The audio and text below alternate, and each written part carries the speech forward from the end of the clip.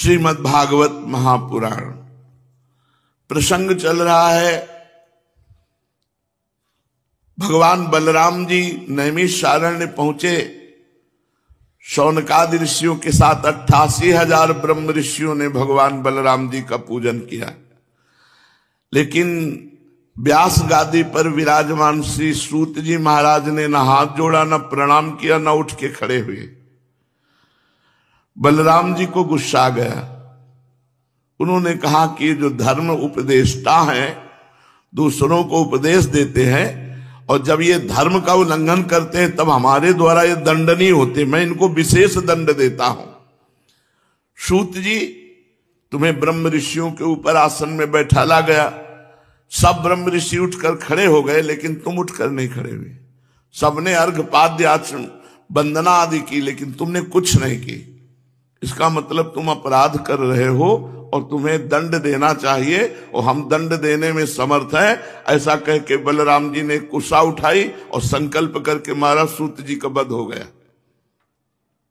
ब्रह्म ऋषियों ने कहा तो बड़ा मंगल हो गया प्रभु, हमने संकल्प के द्वारा, मंत्रों के द्वारा इनको सुरक्षित किया था कि जब तक ये सत्र चलेगा उत्सव, तब तक इनको यमराज भी नहीं मार सकते।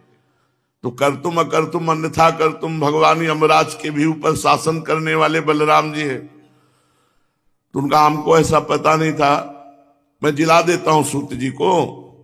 तो उनका नहीं प्रभु, आपका मारना भी व्यर्थ न जाए और हमारा आशीर्वाद भी व्यर्थ न जाए, ऐसा उपाय किया जाए। तो बलराम जी ने सूत जी रोमहर्षण के पुत्र उग्र श्रवा जी को विराजमान किया व्यास गादी पर। कहा कि संपूर्ण शास्त्र पुराण इतिहास तुम्हारे हृदय में प्रकाशित हो जाए। बलराम जी की कृपा से बिना पढ़े लिखे उग्र श्रवा को जितने सूत जी को ग्रंथ कंठस्थ थे वो सब कंठस्थ हो गए। ब्रह्म ऋषियों से कहा कि अगर आप ऐसा मानते हैं कि इनका वध करना अपराध हुआ तो आप प्रायश्चित भी बता दीजिए। तो उनका बलवल नाम का एक राक्षस हमारी यज्ञ में बड़ा विघ्न डालता है, आप उसको मार डालिए और भारतवर्ष की तीर्थों का अवगाहन कीजिए। ये हमारी इच्छा है, इससे आपकी ही बनाई हुई धर्म मर्यादा का पालन होगा। तो जिस दिन पर्व होता था उस दिन यज्ञ करते थे ऋषि लोग। तो बलराम जी रुके और कहा आने दो पर्व।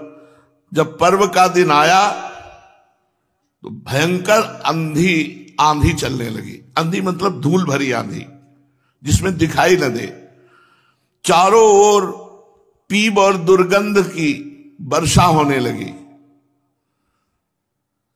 यज्ञशाला में बलवल दानों ने मलमूत्र आदि अपवित्र वस्तुओं को फेंकना शुरू कर दिया। बलराम जी उसके इंतजार में ही थे। देखा कि हाथ में त्रिशूल लिए हुए बलवल, बड़ा डील डोल, ऐसा जान पड़ता था मानो कालिक का पहाड़ हो, काला। उसकी दाढ़ी, मूछ, बाल तांबे के समान लाल थे। बड़ी बड़ी दाढ़ें, भौहों के कारण बड़ा भयावना लग रहा था। बलराम जी ने देखा कि शत्रु बलवल ऋषियों के यज्ञ को भंग करने के लिए सारे उपाय कर रहा है। अपने हल मूसल का स्मरण किया। तत्काल हल से उसकी गर्दन फांसी और मूसल का प्रहार कर दिया।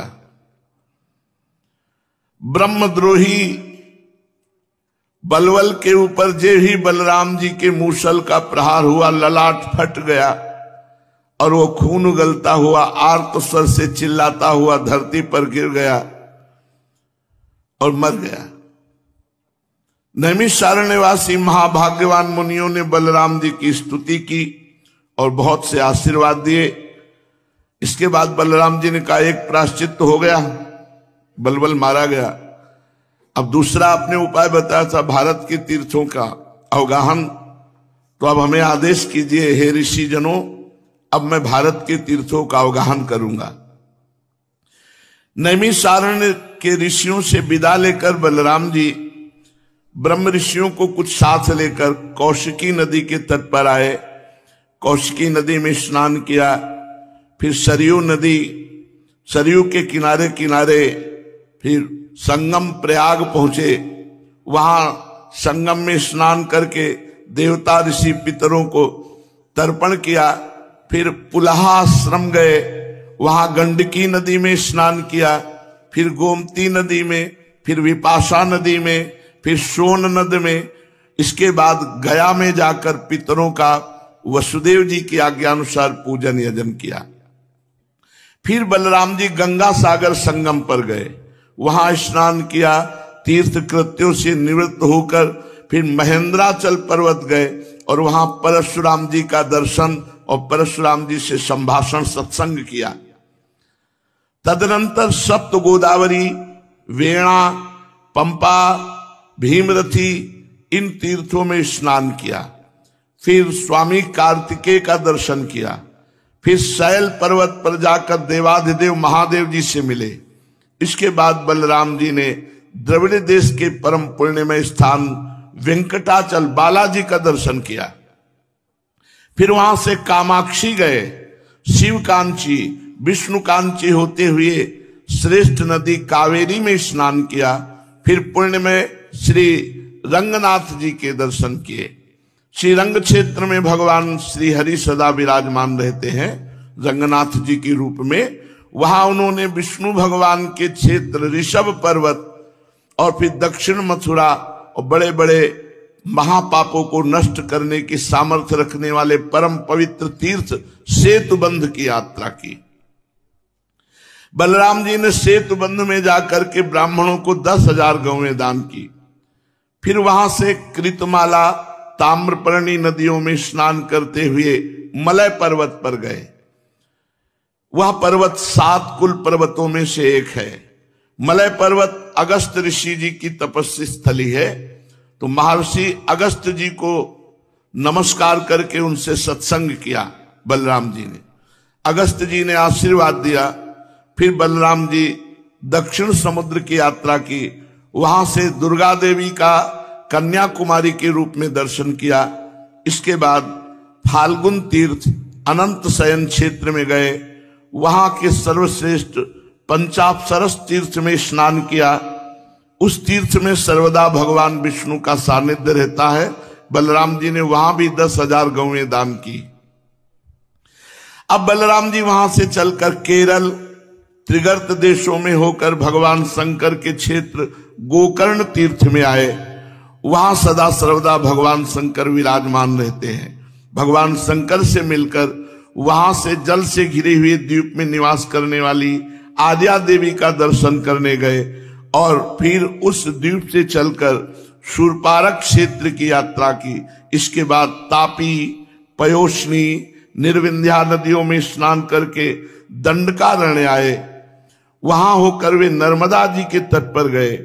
फिर पवित्र महिष्मतीपुरी जहां है वहां मनु तीर्थ में स्नान करके प्रभास क्षेत्र को चले गए। वहां प्रभास क्षेत्र में सुना कि कौरव और पांडवों का भयंकर युद्ध हो चुका है। अधिकांश क्षत्रिय मारे गए हैं। पृथ्वी का भार उतर चुका है। रणभूमि में इस समय भीमसेन और दुर्योधन गदा युद्ध भयंकर कर रहे हैं। बलराम जी उनके रोकने के लिए कुरुक्षेत्र जा पहुंचे। महाराज युधिष्ठिर, नकुल, सहदेव, भगवान श्री कृष्ण और अर्जुन ने देखा बलराम जी आ गए, प्रणाम किया और सब चुप हो गए। मन मन सोचने लगे अब क्या करेंगे बलराम जी।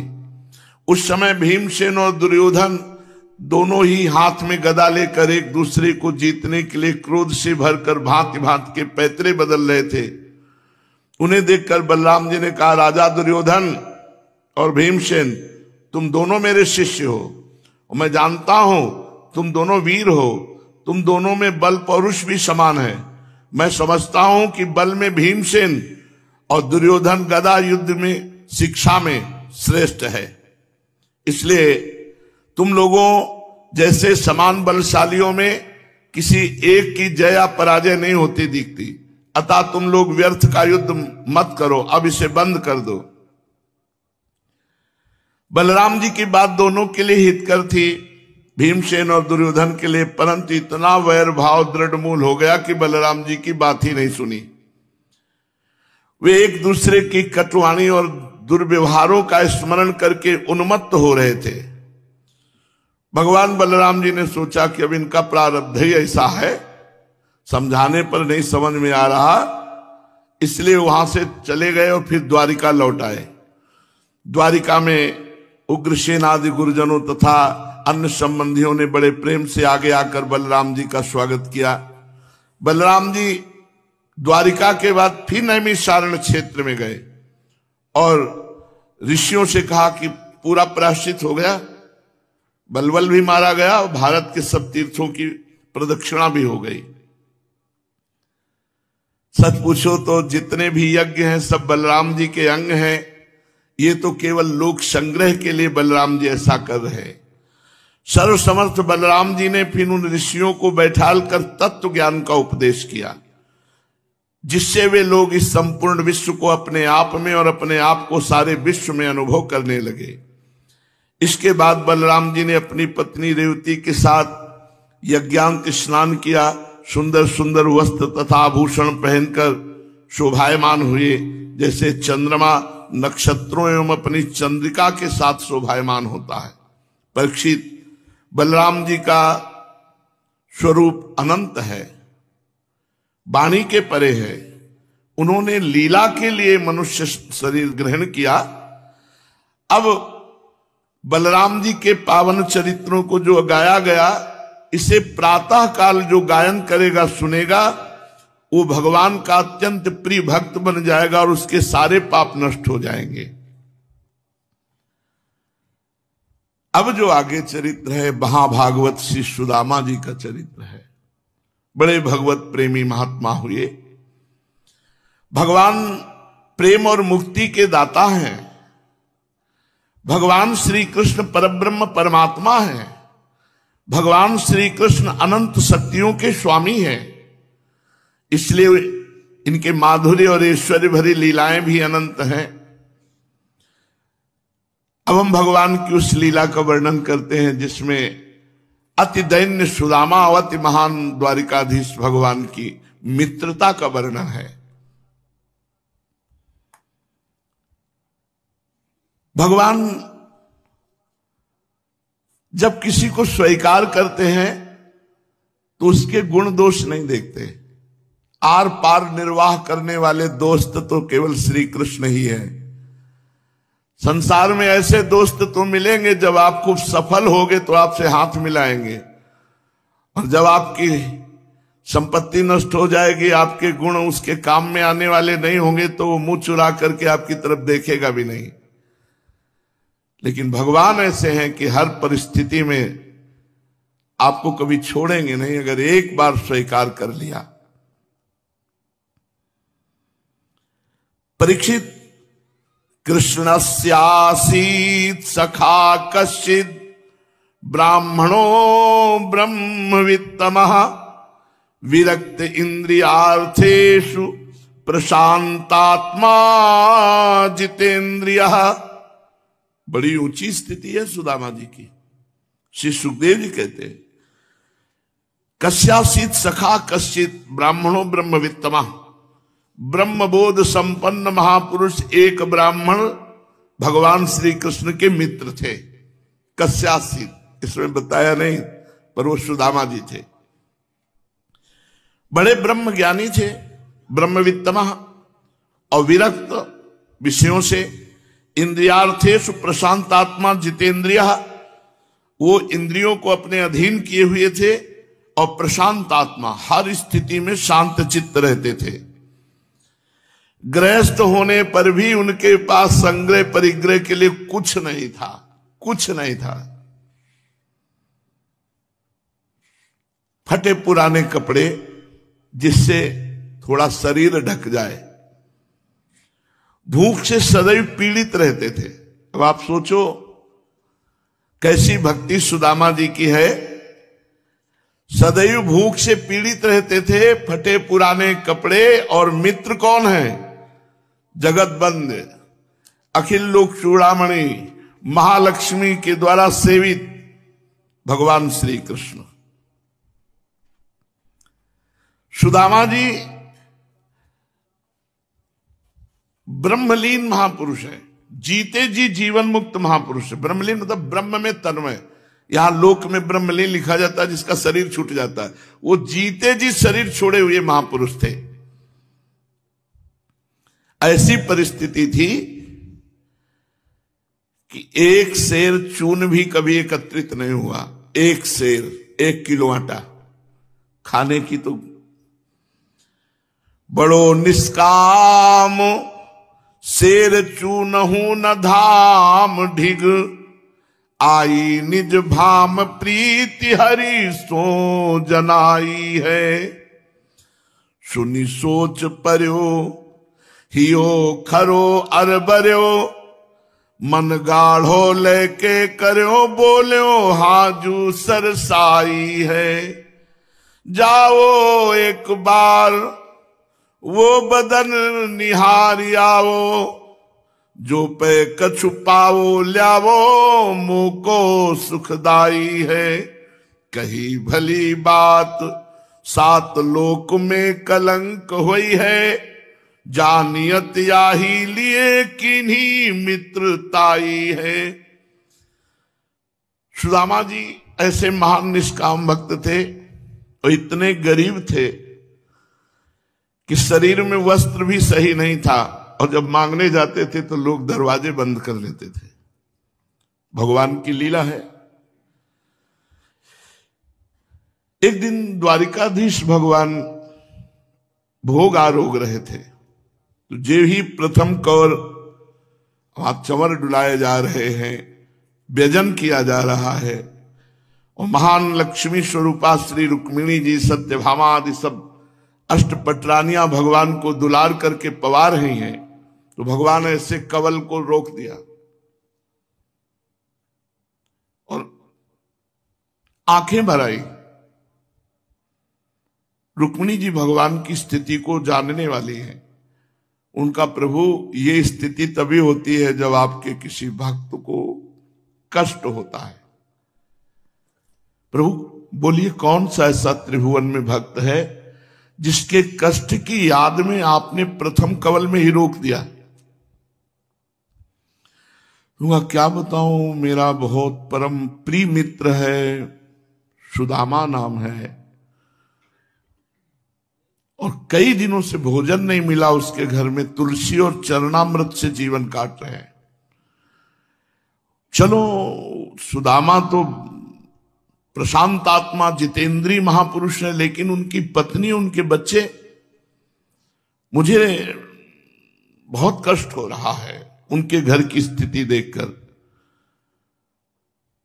रुक्मिणी जी ने भगवान से कहा कि आपका मित्र और ऐसी स्थिति में मैं आपकी दासी, आप आदेश करो त्रिभुवन की राज्य लक्ष्मी में उनके घर पहुंचा दूं, सुदामा जी के घर। भगवान ने कहा कि जब कोई मेरा भक्त अकिंचन चाह नहीं करता है अर्थ की, भोग की, वस्तुओं की, तो मैं अपनी तरफ से उसे नहीं देता हूं। तो रुक्मिणी जी ने कहा चाह पैदा करो, आप जाओ और चाह पैदा करो। भगवान ब्राह्मण के भिक्षुक के रूप में सुदामा जी के दरवाजे गए और कहा भिक्षाम दे। अब अतिथि धर्म कहता है कि अगर दरवाजे पे कोई भिक्षाम दे बोले तो जाना चाहिए और निवेदन करना चाहिए।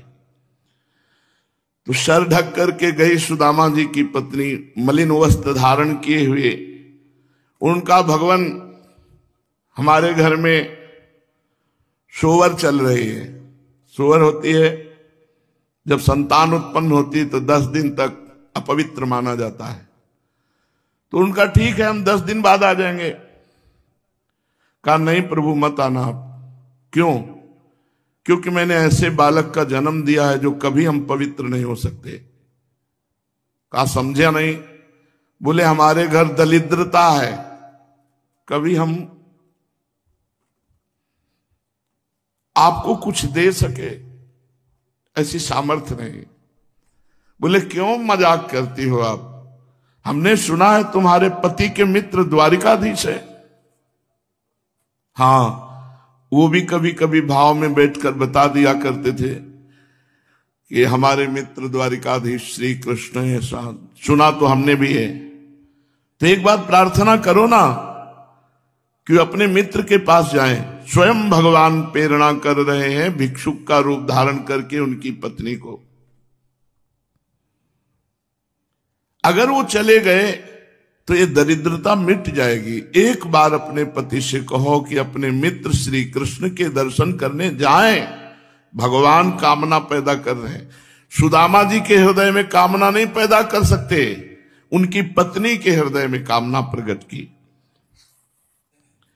जो वासना रहित निष्काम भजन करने वाले महापुरुष हैं, उनके हृदय में मोक्ष की भी कामना नहीं होती, भोग की तो बात जाने दो। अर्थ न धर्म न काम रुचि, गति न चहो निर्वाण, जन्म जन्म रति राम पद यह वरदान नान। जिसके हृदय में भगवत चरणारविंद का थोड़ा भी प्रेम उदय हो जाता है तो न पारमेष्ठ्यम न महेन्द्रधिष्ण्यम न सार्वभौमम न रसाधिपत्यम न योग सिद्धिर पुनर्भवम वा मय्यर्पितात्मेच्छति मद विनान्यत। मेरे बिना वो ब्रह्मा का पद भी नहीं चाहते, सम्राट पद नहीं चाहते, इंद्र का पद नहीं चाहते, योग की सिद्धियां नहीं चाहते, मोक्ष नहीं चाहते। ऐसे महान भक्त हैं श्री सुदामा जी। सुदामा जी जब एकांत में बैठकर भगवान श्री कृष्ण का चिंतन करते हैं तो रोमांच होने लगता है, अश्रु बहने लगते हैं। वहां प्राण प्यारे श्री कृष्ण पुलकित होकर के जब बोलते हैं तो उसमें जो उनको सुख मिलता है, इसके आगे और कोई सुख नहीं, न ब्रह्मा के पद में, न देवराज इंद्र के पद में, न सार्वभौम में। और रहते कहां है सुदामा जी का? कोई घर है क्या? नहीं, एक फूस की झोपड़ी है। सुदामा जी इतने दीन है कि एक फूस की झोपड़ी, वो भी वर्षा हो तो पानी सब अंदर गिरे। और पात्र का है कि सोने चांदी के? नहीं, मिट्टी के रज के पात्र हैं। तन ढकने के लिए फटे पुराने चिथड़े, संपत्ति के रूप में श्री कृष्ण, और सब विपत्ति ही विपत्ति। देखो कहां है हमारी भक्ति? उनके खाने को नहीं, रहने को नहीं, पहनने को नहीं, फिर भी निष्काम है, कोई कामना नहीं है। बड़ी विचित्र भगवान की लीला है। सुदामा जी अपनी पत्नी को सुनाया करते थे। जब श्री कृष्ण जी पढ़ने के लिए उज्जैन में संदीपनी जी के यहां गए तो सुदामा जी भी वहां पढ़ने के लिए गए थे। सुदामा जी ने भगवान श्री कृष्ण को देख करके ही अपने हृदय से वर्ण कर लिया था कि दोस्त हो तो ऐसा हो, सुंदर, सुशील, गुण निधान, करुणा वरुणालय। एक घटना घटी थी। सुदामा जी कभी पादुका नहीं पहनते थे, गुरुकुल में भी।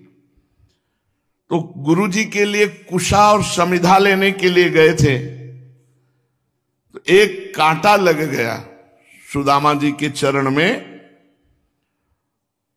अब वो इतनी जोर का बड़ा कांटा लगा और टूट गया, पकड़ में भी नहीं आ रहा था कि निकाल लें।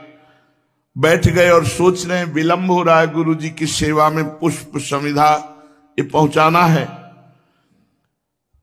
सुदामा जी सुनेरी मैंने निर्बल के बलराम, याद किया दोस्त श्री कृष्ण तुम कहां हो? अभी तक प्रगट में मित्रता नहीं हुई थी, केवल भाव से स्वीकार किया था कि गुरुकुल में जो आए हैं द्वारिका से, यही हमारे परम मित्र होंगे, यही हमारे जीवन धन होंगे। उधर भगवान श्री कृष्णचंद्र जी स्मरण करते ही, कहो सो कहां जहां प्रभु नाई, दौड़ पड़े और समीप आप करके देखा, कर कमल से सुदामा के चरणों का कांटा निकालने की कोशिश की, लेकिन नहीं निकला। तो भगवान ने अपने दांत से निकाला। सुदामा जी के चरण तलवे में दांत गड़ा करके कांटा निकाला और पीतांबर फाड़ा और पीतांबर की पट्टी बांधी और गोद में लेकर मैं समिधा सहित संदीपनी गुरु के समय सुदामा जी जीवन समर्पित कर दिए। ऐसा मित्र, इतना बड़ा वैभव, इतना ऐश्वर्य, और दांत से कांटा निकाला और मुझ गरीब के लिए पीतांबर फाड़ कर पट्टी और गोद में उठाकर। सुदामा जी प्रतिपल अगर अध्ययन में बैठते थे तो श्री कृष्ण के समीप केवल उनको देखते रहते थे। इतना उदार, इतना करुणा, इतना प्यार करने वाला दोस्त तो जगत में कोई नहीं है। अपना हृदय न्यौछावर कर चुके थे। और भगवान का एक नियम है, ये था माम प्रपद्यन्ते तास तथैव भजाम्य, हम जो मुझे जैसे भजता है मैं वैसे भजता हूं। भगवान अपना हृदय न्यौछावर कर चुके सुदामा के प्रति, सुदामा भगवान के प्रति। इसका प्रमाण यह है कि संदीपनी जी के यहां नियम था कि जो पाठ भूल जाएगा उसे गुरु आज्ञा होगी जिस कार्य के लिए वो करना होगा, दंड के रूप में। तो सुदामा जी पाठ भूल गए, उनके लिए दंड विधान गुरु जी करते। सुदामा जी के पास में श्री कृष्ण बैठे थे, उनसे कहा आप पाठ सुनाइए। आप भी पाठ भूल गए, क्योंकि मित्र को दंड मिलेगा तो मुझे भी दंड मिले। जिनकी श्वासों से वेदों का प्रादुर्भाव हुआ वो भगवान पाठ भूल गए सुदामा जी की मित्रता का निर्वाह करने के लिए। अब एक ही दंड मिला, जाओ लकड़ी तोड़ करके लाओ। गुरुकुल में बालकों को अगर पाठ भूल जाए तो दंड दिया जाता, तो यही दंड, जाओ दिन भर सूखी लकड़ी बिनो और बिन करके तोड़ करके यहां गुरु आश्रम पे ले आओ। सर्वज्ञ प्रभु पाठ भूल गए, उनको भी यही दंड मिला। दोनों वन में पहुंचे और वो संयोग ऐसा बना कि वर्षा जोर से होने लगी। श्याम सुंदर सुकुमार तन। सुदामा जी ने सोचा मेरे मित्र को बूंदे चोट ना पहुंचा दे, इसलिए श्री कृष्ण को ऐसे अखबार भर के नीचे छुपा लिया और आप पूरी बूंदे सहने लगे। प्रेम प्रेम होता है। प्रेम में अपने प्यारे को समर्थ नहीं देखा जाता, अपने प्यारे को दुलार किया जाता है। हमारे वृंदावन के रसिक जन जब आक्रमणकारियों ने आक्रमण किया तो ये नहीं सोचा कि भगवान है रक्षा कर लेंगे, दुबका के प्रभु को लेके भाग के गए कि हमारे प्रभु को कहीं आक्रमणकारियों की आंच भी ना पड़ने पावे, छाया भी ना पड़ने पावे। 100 वर्ष तक छुपाकर राधा वल्लभ जी को कामवन में रखा। बिहार वन में बहुत वर्षों तक बिहारी जी रहे और कुछ ठाकुर तो आज भी बाहर विराजमान हैं। सुकुमार तन में बूंदों की चोट ना लगे इसलिए पूरा का पूरा अपना शरीर ऐसे करके प्रभु को वर्षा से बचाया। भगवान ये देख करके कि सुदामा जी का इतना प्यार हमारे प्रति। सुदामा जी ने देखा था दांत से कांटा निकाला, परस्पर इतना गाढ़ प्रेम हो गया, दोनों की मित्रता अचल हो गई।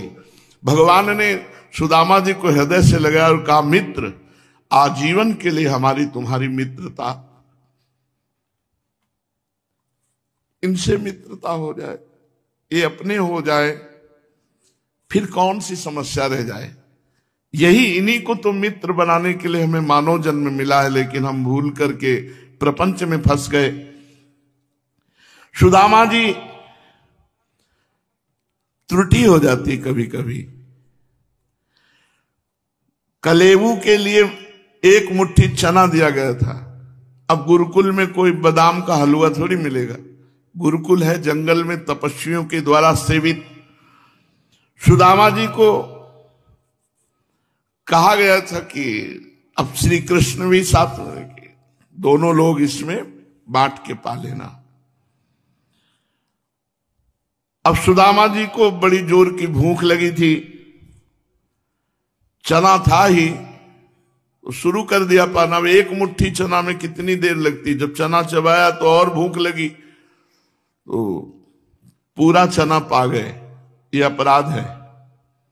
किसी के हिस्से का भोजन या वस्तु स्वीकार नहीं करना चाहिए, चाहे जितना कोई घनिष्ठ मित्र हो। मित्रता तो यही कहती कि बांट के पाना चाहिए, उनका हिस्सा ना हो तो भी फिर उसमें हिस्सा था। तुम्हारे लिए प्रभु भूल कर पाठ और दंड स्वीकार किया, इतना प्रेम है तो आपको बांटना चाहिए। मित्र का हिस्सा भी पा गए सुदामा जी। भगवान ने पूछा, ये अभी कर कर आवाज आ रही थी, ये क्या थी? थोड़ा ठंडी लग रही थी, दांत कटकटा रहे थे। भगवान ने कहा, मित्र ये तुम्हारे दांत बज रहे थे? बोले हाँ। तो बोले लाओ हमारा हिस्सा चना लाओ, हमको भी तो भूख लगी है। तो सकुचा करके कहा कि भैया ये पापिनी भूख जो है बड़ी विचित्र है, ये तुम्हारे हिस्से के भी चने हमको खवा दिए। कहा भाई ये तो दरिद्रता का लक्षण है, अपने मित्र के भाग को ना दे करके स्वयं पा जाना, ये तो दरिद्रता का लक्षण है। हमें लगता है आगे तुम्हें दरिद्रता भोगनी पड़ेगी क्या? विनोद में भगवान ने कहा, भगवान के शब्द विनोद में भी परम सत्य होते हैं। सुदामा जी ने कहा, भैया मेरे में ज्ञान नहीं रह गया था, इतनी भूख लगी कि मैं सब पा गया तुम्हारे हिस्से के। बुभुक्षिता किम न करोति पापम, पर मेरा ऐसा कोई उद्देश्य नहीं था। और आपने कहा कि दरिद्रता अवश्य प्राप्त होगी, ऐसे लक्षण है, तो भैया एक बात मांगू, मैं चाहे जितनी दरिद्रता को प्राप्त हूं, पर तेरा स्मरण कभी न छूटे, बस इतनी तू कृपा कर दे। सुदामा जी ने कहा, चाहे जितनी दरिद्रता आवे, पर हे प्रभु आपका स्मरण न छूटे। भगवान ने तथास्तु कहा। तो सुदामा जी की पत्नी वही याद दिला रही, जब सुदामा जी भिक्षा मांग करके आए और कुछ नहीं तो चरणामृत और तुलसी का भोग लगता, चरणामृत ले लेते और तुलसी का प्रसाद ले लेते। सुदामा जी की पत्नी ने कहा, हम आप तो जीवित रह सकते हैं और, लेकिन अब बच्चे नहीं जीवित रहेंगे। और प्रभु हमने सुना है आपके मित्र भगवान द्वारिकाधीश हैं, यदि आप जाते तो अच्छा रहता।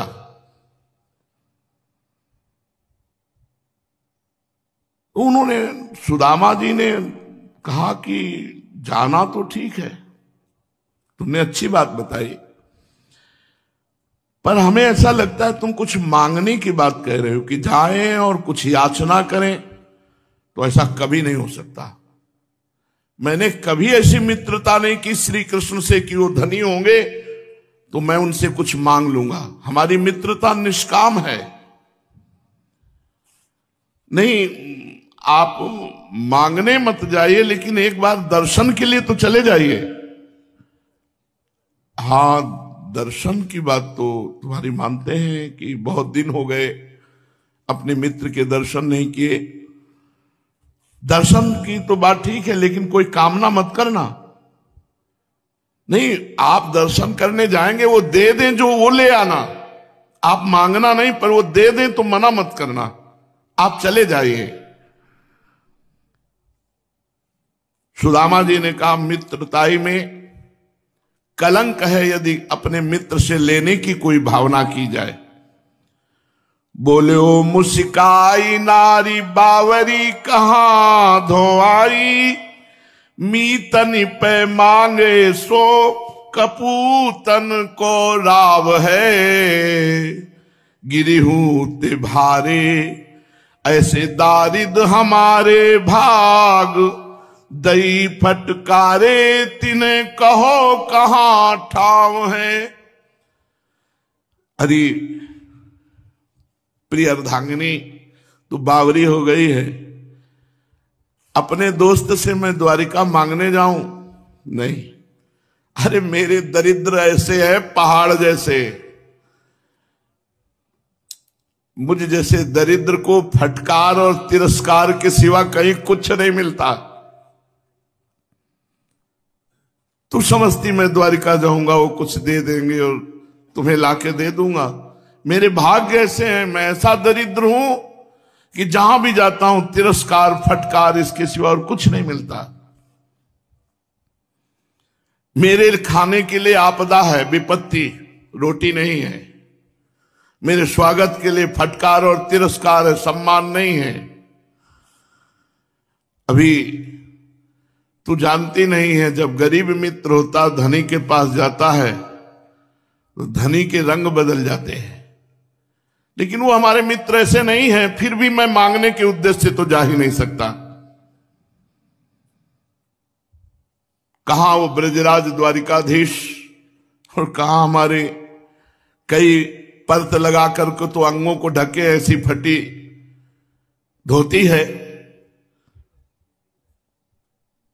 नहीं, आप दर्शन के लिए चले जाइए ना, दर्शन के लिए।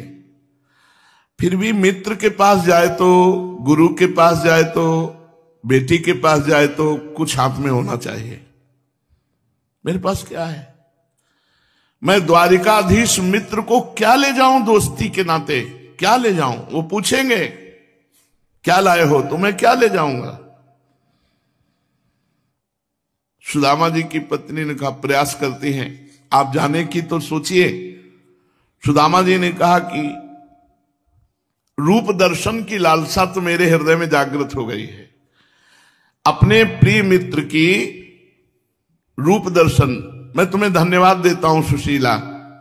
सुदामा जी की पत्नी का नाम सुशीला था। तुमने श्री कृष्ण रूप दर्शन की प्रेरणा की, इसके लिए धन्यवाद देता हूं।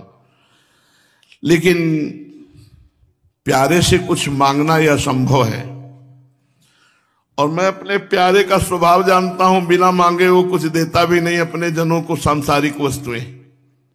इसलिए आशा तो करना मत तुम। तिया सुनि कहे कृष्ण रूप क्यों न चाहे, जाए दाहे दुख आप ही सो बचन सुनाए है।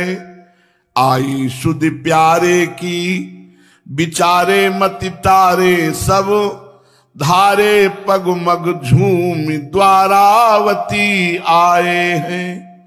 देख के विभूति सुख उपजो अभूत को, चलो मुख माधुरी के लोचन तिसाए हैं।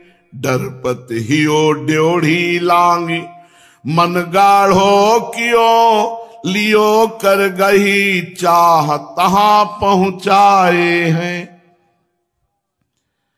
सुदामा जी इस बात पर राजी हो गए कि मैं अपने मित्र के दर्शन करने के लिए जाऊंगा, पर थोड़ा तो कुछ दे दो जो मैं भेंट के लिए ले जाऊं। तो जो चावल पछोरने से टूटे हुए तंदुल होते हैं, वो किसी के घर से मांग के लाई थी 4 मुट्ठी, और फटे कपड़े को कई परत करके उसमें गांठ लगा के दी कि ये द्वारिकाधीश को भेंट। ये आर्त और गरीबी की, भगवान को दीन जन बहुत प्यारे हैं। सुदामा जी कहा अपनी पत्नी से आशा मत रखना कि मैं जाकर मित्र से मांगूंगा, और ये आशा मत रखना कि वो स्वयं दे देंगे, मैं लाऊंगा।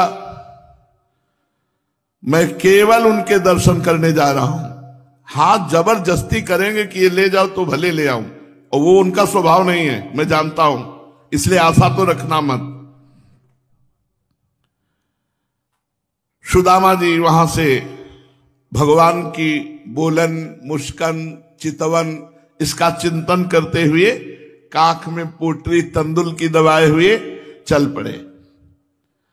विचार करने लगे, अयम ही परमो लाभ उत्तम श्लोक दर्शनम। आज मेरा अहोभाग्य होगा, परम लाभ मिलेगा कि मेरे प्रिय मित्र श्री कृष्ण का दर्शन होगा। मन अति हर्ष जनावन ते ही, आज देखी हो परम स्नेही। कितना अहोभाग्य उस जीव का होता है कि आज भगवत साक्षात्कार होगा। अयम ही परमो लाभ उत्तम श्लोक दर्शनम। परम लाभ जीवन का यही कि भगवत साक्षात्कार हो जाए। सुदामा जी एक एक कदम द्वारिका के लिए चल रहे हैं, बहुत आनंद में उमगते हुए। जब कोई भगवत प्राप्ति के लिए चलता है तो पहले पाप नष्ट होते हैं, जहां पाप नष्ट हुए तो अत्यंत आनंद उमगन होती हुई भगवान की तरफ यात्रा होती है। हरिनाम स्मरण कर रहे हैं, शुद्ध बुद्धि अचेत, एक एक कदम भूखे शरीर, कृष्ण शरीर, फटा कपड़ा, नंगे पैर, भगवान की शुद्धि में तन्मय होकर चलने की सामर्थ्य नहीं है। मार्ग में देखा कि द्वारिका के चारों ओर समुद्र है, तो समुद्र की एक बड़ी परकोटी, बड़ी खाई है, और वहां कोई नाविक नहीं, कोई नाव नहीं। संध्या का समय हो गया। सुदामा जी घबराए, कैसे पार जाऊं? श्री कृष्ण श्री कृष्ण श्री कृष्ण श्री कृष्ण यही चल रहा है, और विचार कर रहे हैं यहां तो कोई नाव नहीं, और द्वारिका पहुंचने के लिए ये इतनी समुद्र की धारा पार करनी होगी। भगवान ने गीता जी में कहा है कि जो मेरा आश्रित होता है उसको मैं स्वयं उद्धार करता हूं। तेसा माम समुद्धरता मृत्यु संसार सागरात। फिर ये तो लौकिक समुद्र है। सुदामा जी थोड़ा अंदर से बड़े परेशान से हुए कि तैर सकता नहीं, इतनी बड़ी धारा, नाव है नहीं, अंधेरा होने को है। देखा कि बड़ी मस्ती से गाते हुए कोई नाविक दिखाई दिया। आवाज लगाई, ए भैया नाव इधर ले आना। देर न लगी, वो तो नौजवान नौ किशोर नाविक तुरंत नाव नजदीक लाया। भैया मुझे पार कर दो। हाँ ठहरो, पहले बताओ उतराई में क्या दोगे? सुदामा जी सकुचा गए, क्योंकि वो 4 मुट्ठी तंदुल टूटे हुए वो तो द्वारिकाधीश के लिए हैं। भैया नाविक, अगर मेरी बात तुम समझ पाओ, तुम्हें देने के लिए मेरे पास कुछ नहीं है। मैं तुम्हें कुछ नहीं दे सकता, मेरे पास कुछ नहीं है। नाविक, ऐसा तो हो ही नहीं सकता कि तुम्हारे पास कुछ हो ना। पार करना है मुझे, तो मुझे कुछ तो देना होगा। सुदामा जी ने कहा, भैया पहले ही कह चुका हूं, मेरे पास कुछ नहीं है, कुछ नहीं है जिसे मैं तुम्हें दे सकूं। और भैया एक चीज है जो कोई ले नहीं सकता। भगवान नाविक के रूप में बोले, अच्छा भैया तू बता, तेरे पास कौन सी ऐसी चीज है जो कोई नहीं ले सकता? सुदामा जी ने कहा, दरिद्रता। मैं ऐसा किंचन गरीब दरिद्र हूं कि मेरे पास कुछ है नहीं कि मैं तुम्हें दे दूं। उनको क्या पता कि सामने श्री कृष्ण ही नाविक के रूप में आए हैं। तो उनका, भैया बड़े काम की चीज है दरिद्रता, तुम हमें दे दो। देखो तुम्हारे सामने जल है, हाथ में जल लो और कहो कि मैं अपनी सारी दरिद्रता तुम्हें प्रदान करता हूं। द्वारिका पहुंचने के पहले ही भगवान ने संपूर्ण दरिद्रता का नाश कर दिया। सुदामा जी की संपूर्ण दरिद्रता का अपहरण कर लिया, पार किया और कहा भैया निश्चिंत रहना, लौटते समय हमारी नाव यहीं मिलेगी और हम आपको सहज में पार कर देंगे। सुदामा जी पार हुए, थके हुए थे। एक वृक्ष के नीचे श्री कृष्ण श्री कृष्ण श्री कृष्ण सो गए। योग माया को भगवान ने आदेश किया, क्योंकि नाविक बनकर वही आए थे। देखा भूखा प्यासा थकित मेरा मित्र वृक्ष के नीचे बेसुध हो गया। योग माया को आदेश किया द्वारिकापुरी पहुंचा दो। सुदामा जी को भगवान द्वारिकाधीश के उपवन में पहुंचा दिया गया, योग माया ने पहुंचा दिया। आंख खुली जब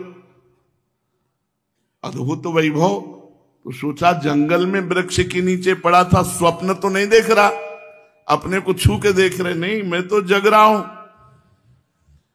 तो ये मैं कहां आ गया। तो वहां जय जयकार लग रही थी, अनंत कोटि ब्रह्मांड नायक परात परेश भगवान द्वारिकाधीश महाराज की जय। मैं द्वारिका आ गया क्या?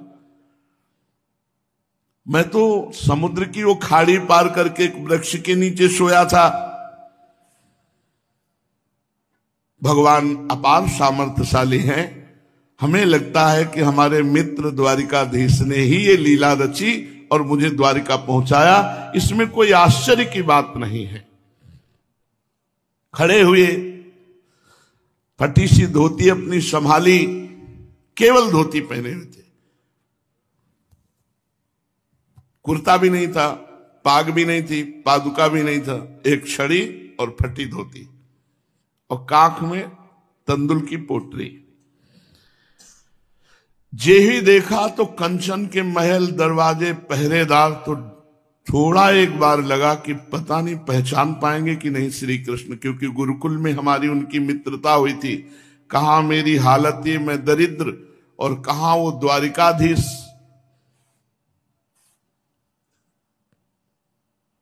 लेकिन फिर प्रभु का स्वभाव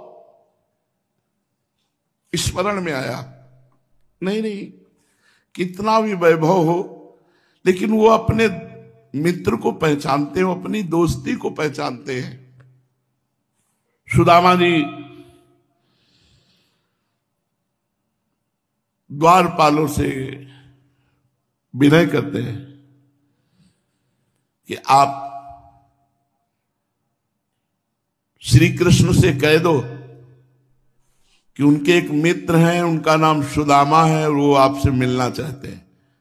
बोले देखने में तो दरिद्र हो ही, तुम पढ़े लिखे भी नहीं हो, श्री कृष्ण बोलते हो, अरे कैसे यहां उनका नाम लिया। बोले जाके तुम उनसे कह दो श्री कृष्ण से कि तुम्हारा मित्र सुदामा आया है। द्वारपाल लोग देख रहे हैं कि यहां ब्रह्मा भी आते हैं, शंकर जी भी आते हैं, तो बड़े धैर्य से और बड़ी नम्रता से ये ब्राह्मण कैसे बात कर रहा है। चकवई चौक रहे चक से तहां भूल से भूप अनेक गनाऊं, देव गंधर्व और किन्नर यक्ष से सांझ लो देखे खरे जेठाऊं। पूरा पूरा दिन हाथ जोड़कर खड़े रहते हैं देवता, लोकपाल, गंधर्व, बड़े बड़े धैर्य करके। ये ब्राह्मण कह रहा है श्री कृष्ण हमारे मित्र, ये श्री कृष्ण का मित्र है, कपड़ा भी सही नहीं है, श्री कृष्ण का मित्र है।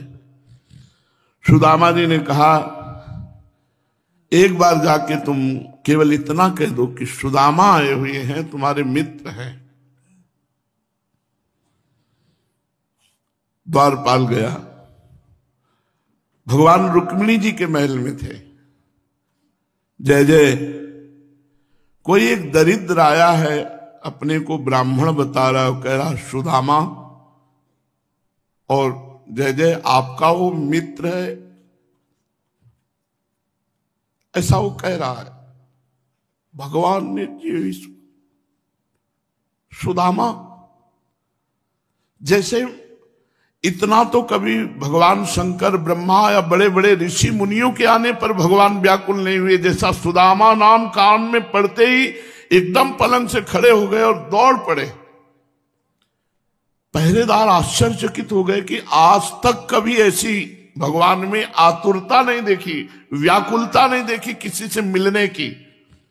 सांझ सांझ तक ब्रह्मा जी भी खड़े रहते थे सुबह से आए हुए, तब कहीं द्वारिकाधीश के दर्शन का सौभाग्य मिलता था। सुदामा जी अस्थिमात्र हुए रहे, शरीरा हड्डी हड्डी शरीर में है, एक लकुट हाथ में, फटी पुरानी दुपटी धोती लपेटे हुए है, आर्त भाव से भगवान की महल की तरफ दे। भगवान दौड़ते हुए भुजा पसारे हुए दौड़ते हुए आए। सब लोग आश्चर्यचकित है। इसीलिए गोस्वामी तुलसीदास जी ने कहा, उमा राम स्वभाव जे ही जाना ताई भजन तज भावन। जिसने भगवान के स्वभाव को जान लिया उसे भजन के सिवा और कुछ सुहाई नहीं दे सकता। ऐसा स्वभाव जहां ब्रह्मा शंकर आदि इंतजार करते हैं, वहां भगवान व्याकुल हो गए। सुदामा नाम सुनते ही आतुर हो गए, दौड़कर भगे भगे आए और प्रथम देवड़ी पर जे ही देखा सुदामा को, भगवान दौड़ करके हृदय से लगा लिया। सुदामा जी संकुचित हो रहे, इतने सुकोमल अंग, इतने सुंदर वस्त्र, ऐसे परम सुंदर श्याम सुंदर के कहीं हमारी हड्डियां ना चुभ जाएं तो भगवान गाढ़ आलिंगन कर रहे हैं। सुदामा जी अपनी दुर्बलता, कहीं प्रभु के श्रीअंगों में हड्डी न चुभ जाए, कहीं कष्ट ना हो जाए।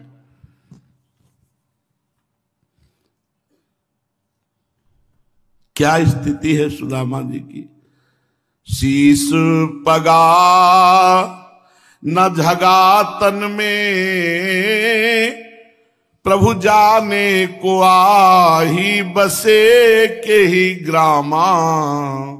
धोती फटी सी लटी दुपटी, और उपाय नहु की नहीं सामा। द्वार खड़ो,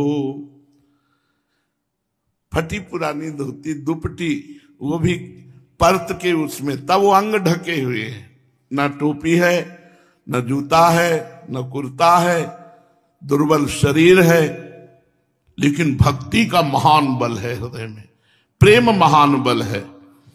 भगवान चित्रवत हो गए। ऐसा लग रहा है द्वारिकाधीश और सुदामा चित्र में काढ़े गए हैं। कोई शुद्ध नहीं दोनों को, दोनों प्रेम में अधीर हैं। मानो श्री कृष्ण चित्रवत तस्वीर में हो गए हो, ऐसी बिल्कुल बेशुद्ध। दोनों के हृदय प्रेम में डूब रहे, ना वो छोड़ना चाहते ना वो छोड़ना चाहते हैं। बहुत देर तक आलिंगन के बाद जो द्वारपाल हैं, जय जय महारानी जी आपको महल में इंतजार कर रहे हैं। भगवान को शुद्ध आया, सुदामा जी का कर कमल पकड़ करके भगवान ले जा रहे हैं, जहां ब्रह्मा शंकर का भी प्रवेश नहीं, रुक्मिणी जी के निज महल में। और अपने उस पलंग पर जिस पर रुक्मिणी जी चरण दबाती हैं और भगवान शयन करते हैं, सुदामा जी को बैठाला। ये वो पद है जहां बड़े बड़े ध्येयम सदा परिभवग्नम अभीष्ट दोहम तीर्थास्पदम शिव विरंच नुतम शरण्यम, जहां चरण रखने की चौकी को बड़े बड़े लोकपाल नमस्कार करते हैं। पलंग दर्शन तो मुश्किल है, वहां पलंग में जाकर के बैठाला श्री सुदामा जी को। और प्रक्षालन करने के लिए, चरण प्रक्षालन के लिए थाल लाई गई। रुक्मिणी जी जल कलश लिए हुए हैं और भगवान चरण प्रक्षालन कर रहे हैं। अभी जल डाला नहीं गया, चरणों में हाथ लगाया तो ऐसे बेहाल बिवाइन सो पग, कंटक जाल लगे पुनि जोए भगवान ने देखा कई कांटे लगे हुए हैं, बिवाही फटी हुई है, चलने के कारण उनमें से थोड़ा थोड़ा रक्त दिखाई दे रहा है। भगवान चरणों को अपने हृदय से लगाते हैं और कहते हैं, हाय महादुख पायो सखा, तुम आए इतै न कितै दिन खोए, देख सुदामा की दीन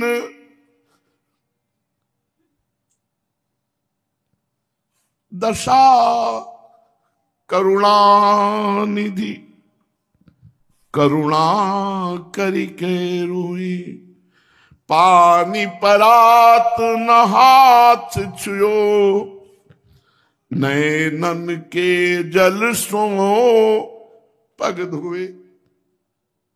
भगवान उन चरणों के कांटे निकाल रहे, उन चरणों की बीमारियों को, और इतने अश्रु प्रवाहित हुए कि सर्वप्रथम सुदामा जी के भगवान ने चरण आंसुओं से धोए, पानी परात को हाथ छुए नहीं, नैनन के जल सो पग धोए।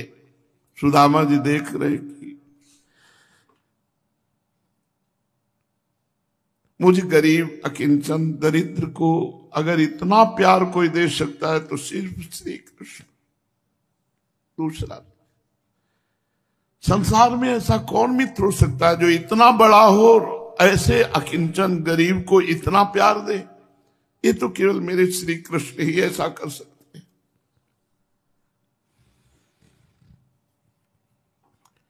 सुदामा जी भगवान की उदारता देख रहे हैं, फिर रुक्मिणी जी कलश से जल डालने, भगवान सुदामा जी के चरण पखार कर चरणोदक अपने सिर पर रखते हैं। जिनका चरणोदक स्वयं भगवान शंकर सिर पर रखते हैं, वो भगवान चरणोदक सुदामा जी का अपने सिर पर रखते हैं। फिर विनोद होने लगा।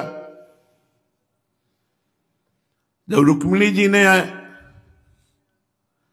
जलाभिषेक के लिए कलश, फिर सत्यभामा जी, फिर जाम्बवती जी, कालिंदी जी, मित्रविंध्या जी, सुदामा जी के ऊपर कलश के ऊपर, भैया तो उनका अभी तो शुरुआत हुई है, अभी तो शुरुआत। सुदामा जी ने कहा 2 4 6 8 10, ये तो कलश ही कलश आ रहे। तो कहा भैया कितनी संख्या तक चलोगे आप? तो कहा 16,108। बोले एक एक बूंद डलवा दो, वैसे खाना पीना तो कुछ है नहीं, ऊपर से कलश 16,108 कलश तो सुदामा नहीं रह जाएंगे, इतना ठंडा जल। विनोद, हास्य विनोद करते हुए भगवान ने सुदामा जी का अर्घपाद्य आदि देकर अभिषेक किया। तदनंतर सब अपनी पटरानियों को बुलाकर प्रणाम करवाया, रानियों को बुलाकर प्रणाम करवाया। रुक्मिणी जी सुंदर पंखा झल रही, भगवान श्री कृष्ण हाथ पकड़ करके बैठ गए सुदामा का। बड़े बड़े मुनिजन जिनकी चरण पूजा करते हैं, वो भगवान सुदामा की पूजा करके हाथ पकड़ के बैठ गए। और गुरु आश्रम में, गुरुकुल में जो प्रीति, उसका वर्णन करते हैं, उसकी स्मृति, उसकी चर्चा करते हैं। सुदामा जी सोच रहे कि कहीं वो चना वाली चर्चा इनके बीच में न कर दें, तो बार बार घुमा देते हैं, हाँ हाँ ठीक है। और द्वारिका में सब आनंद है, वो द्वारिका की चर्चा लाना चाहते सुदामा, जो भगवान अपने गुरुकुल की चर्चा करते। तो कह रहे इतनी पूजा क्यों, कहीं अपमान न करवा दे कि भाई हमारे हिस्से के भी चना खा गए थे। पढ़ाई लिखाई की चर्चा को बार बार सुदामा जी घुमा रहे थे। तो भगवान ने कहा तो विवाह भी तुम्हारा हुआ है? बोले हाँ हुआ है। भगवान ने कहा विवाह में बुलाया नहीं? तो बोले ऐसा जोरदार निमंत्रण लायक विवाह ही नहीं था कि किसी को बुलाए। अरे भाई अकिंचन दरिद्र का विवाह ऐसे नाम मात्र का पाणी ग्रहण, केवल वहां कोई थोड़ी की रबड़ी रसगुल्ला का भंडारा चलेगा। सुदामा जी ने कहा भैया कृष्ण, आप जानते हो गरीब ब्राह्मण के ना कोई निमंत्रण देता है और ना कोई निमंत्रण में आता है, ना कोई निमंत्रण में बुलाता है और ना कोई निमंत्रण में आता है। गरीब ब्राह्मण को कोई अपने यहां नहीं बुलाता है और गरीब ब्राह्मण के यहां कोई जाता नहीं। तो सही पूछो भैया, हमें याद तो प्रतिपल था पर मेरी सामर्थ्य नहीं थी कि मैं द्वारिकाधीश को निमंत्रण दे सकूं और बुला का क्या पवाता, आपको क्या सत्कार करता। परंतु भैया हमारी शिकायत जो आपने की ये बहुत थोड़ी है। एक विवाह किया, गरीब आदमी, गरीबी के कारण नहीं बुलाया, लेकिन तुम तो द्वारिकाधीश बता रहे 16,108 एक ही में बुला लेते हमको। तुमने भी तो हमें नहीं बुलाया, एक में बुला लेते। अरे 2-4 विवाह होते, तुम 16,108 एक को में नहीं बुलाया। बड़ी हास्य विनोद मित्रवत हुआ। भगवान ने सुदामा जी से कहा कि जब चले होंगे तो भाभी जी ने कुछ दिया होगा। सुदामा जी और ऐसे बैठ गए हाथ जोड़ के। इतना बड़ा वैभव उसके सामने हम वो फटे से कपड़े में, कुछ रबड़ी हो, कुछ मीठा हो, लड्डू हो, मेवा हो, चलो काजू ही हो, कुछ तो टूटे हुए चावल निकाल के देंगे, कैसे दे? तो ऐसे काख में छुपाए। तंदुलती दीन्हे हते। अब हिम्मत नहीं पड़ रही कि काख में छुपाए। भगवान ने कहा कि तुम्हारे बैठने की मुद्रा बता रही कि तुम कुछ छिपा रहे हो। हमें लगता छिपाने की आदत बचपन से तुम्हारे अंदर, दूसरे का हिस्सा। सुदामा जी जो ये ऐसे किया सोई वो दिखाई दी पोटरी। सुदामा जी का वो बात मत कह देना, सोई ऐसे, जो ये ऐसे किया सोई काख में भगवान ने छीन ली, पोटरी छीन ली। ओहो,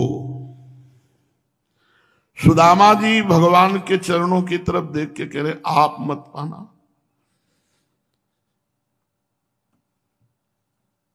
लेकिन इनका स्वभाव ऐसा है, ये है ही ऐसे। सबरी जी के बेर, बेर कोई अंगूर है क्या? विदुरानी जी के केले के छिलके, गूदा तो फेंक देती भाव में, छिलके। सुदामा जी के तंदुल, आप विचार करो कौन चबाएगा ऐसे टूटे हुए चावल।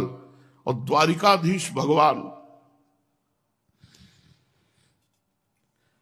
खोलत सकुचत गाठरी चितवत हरि की ओर, जीरन पट फट छुट परे बिखर गयो ते ठोर।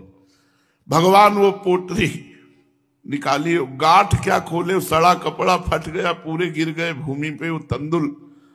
सुदामा जी का हृदय कांप रहा है, शरीर कांप रहा है कि ऐसे महामहिम द्वारिकाधीश के लिए मैं क्या भेंट लाया हूं, ये पत्नियां क्या सोचेंगी भगवान की। भगवान ने कहा ओहो ऐसा अमृत, एक मुट्ठी हरि भरी लई, लीनी मुख में डारी, चबाव करन लगे चतुरानन त्रिपुरारी। कापी उठी कमला मन सोचति मूसो, कहा हरि को मनो को, रिद्धि कपि सब सिद्धि कपि, नव निधि कपि बहाना यह धोको। सोच भयो सुर नायक को, जब दूसरी बार लियो भरी झोंको, मेरु डर्यो बकसे जनि मोही, कुबेर चबावत चाउर चौको। भगवान ने एक मुट्ठी भरी, एक लोक की संपत्ति, त्रिभुवन 3 लोकों में एक लोक की संपत्ति सुदामा को। जब दूसरी मुट्ठी भरी तो बड़े बड़े लोकपाल कुबेरात घबरा गए। खायो अनेकन जागन भागन, मेवा रमा कर वागन दीठे, देव समाज के साधु समाज के लेत निवेदन नाही उबीठे। बड़े बड़े भोग लगते, कभी बड़ाई करते नहीं पाए गए। सुदामा के तंदुल चबाते गए, आहा मित्र आज मैं तृप्त हो गया। कैसे बतावे इनके स्वभाव।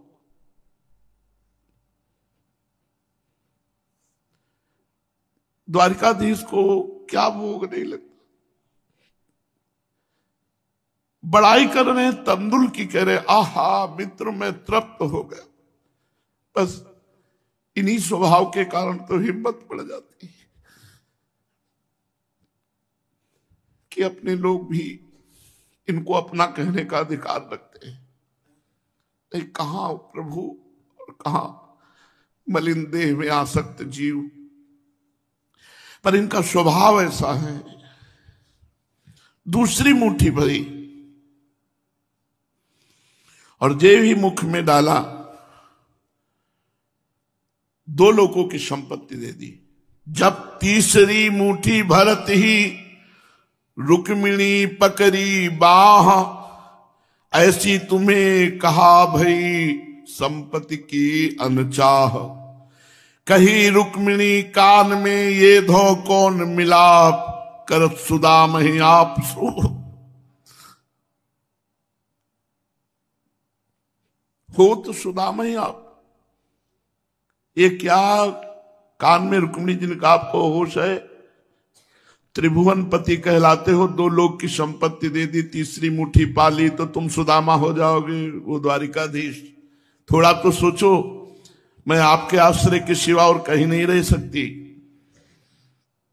हाथ गयो प्रभु को कमला, कहे नाथ कहा तुमने चितधारी। तंदुल खाए मुट्ठी दुई दीन कियो तुमने, दोई लोक बिहारी। खाई मुट्ठी तीसरी अब नाथ, कहा निज बास की आस बिचारी। रंग कहीं आप समान कियो तुम, चाहत आप ही होन भिखारी। प्रभु ने कहा तुम मुझे रस में क्यों नहीं डूबने दे रही? सुदामा के एक एक तंदुल में जो रस है, आज तक मैंने किसी भोग में वो रस नहीं पाया। क्यों रस में विषबाम कियो, अब और न खान दियो एक फंका। विप्रहि देत तृतीयक लोक, करी तुम क्यों अपने मन शंका। भामिनी मोहि जिमाए भली विधि, कौन रहो जग में नर रंका।